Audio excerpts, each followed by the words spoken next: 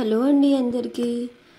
మొన్న ఫుల్ వర్షాలు పడినాయి కదా, ఆ వర్షాలకి బీపీటీలు వేసిన వాళ్ళు పొలాలు అయితే కంప్లీట్గా మునిగిపోయినాయండి. వర్షం పడిన తర్వాత వాటర్ కూడా వెంటనే మూవ్ ఆన్ అవ్వలేదు, కొన్ని రోజులు అలానే స్టోర్ ఉన్నాయి అన్నమాట. బిఫోర్ ఇవి ఎదలు పెట్టినప్పుడు వీడియోస్లో చూపించాను కదా, చిన్న చిన్న మొక్కలు ఉన్నప్పుడు ఇవి ఏంటంటే వర్షానికి మునిగిపోయేసరికి మొత్తం కంప్లీట్గా మొక్కలన్నీ పాచిపెట్టినట్టుగా, అంటే మురిగిపోయినట్టుగా అయిపోయినాయి.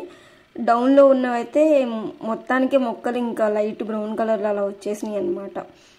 ఇవి మళ్ళీ బలం చిమ్మేసి పెట్టేస్తే వచ్చేస్తాయి అని చెప్పేసి అంటున్నారు, కానీ ఇట్లా కొన్ని చనిపోతాయి అన్నమాట. మళ్ళీ చెలపాల నాటుకోవాల్సి వస్తుంది.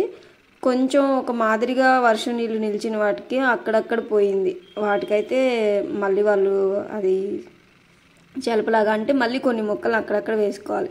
ఇలా ఉన్నది కూడా మళ్ళీ మనం వాటికి బలం చిమ్మేస్తే మళ్ళీ తిరిగి అవి తట్టుకొని మళ్ళీ వస్తాయని చెప్పేసి అంటున్నారు. ఇవైతే ఇట్లా కొన్ని చేలైతే కంప్లీట్గా మురిగిపోయినాయండి మొక్కలు అయితే. ఇంకా అవి మళ్ళీ వాళ్ళు దమ్ము చేపిచ్చేసి మళ్ళీ నాటు వేసుకోవాలన్నమాట.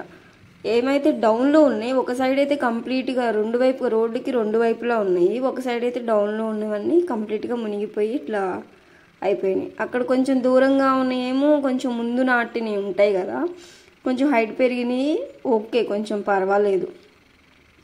మునిగినవి అయితే కంప్లీట్గా మొత్తానికి ఇట్లా అయిపోయినాయి. కొన్ని అయితే కొంచెం బెటర్ అనమాట, కొన్నిటికైతే అసలుకి ఏమీ అవ్వలేదు, ఎత్తు పెరిగిన వాటికి ఏం కాలేదు. ఇదైతే అసలు పొలాలు చాలా దారుణం అయిపోయినాయి అసలుకి. ఎలా అంటే ఇట్లా వర్షాలు అతిగా పడినా కూడా కొంచెం ఇబ్బంది అని చెప్పేసి చెప్పుకోవాలి, ఎందుకంటే అవి వెళ్ళే దారి కూడా లేదనమాట ఆ వరదల ఫ్లో వల్ల.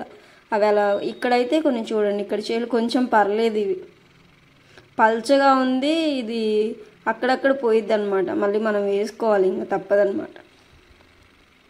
అటువైపుగా దూరంగా ఉన్నాయి, కొంచెం ఎర్లీగా నాటినవి ఉన్నాయి, అవైతే కొంచెం పర్లేదు.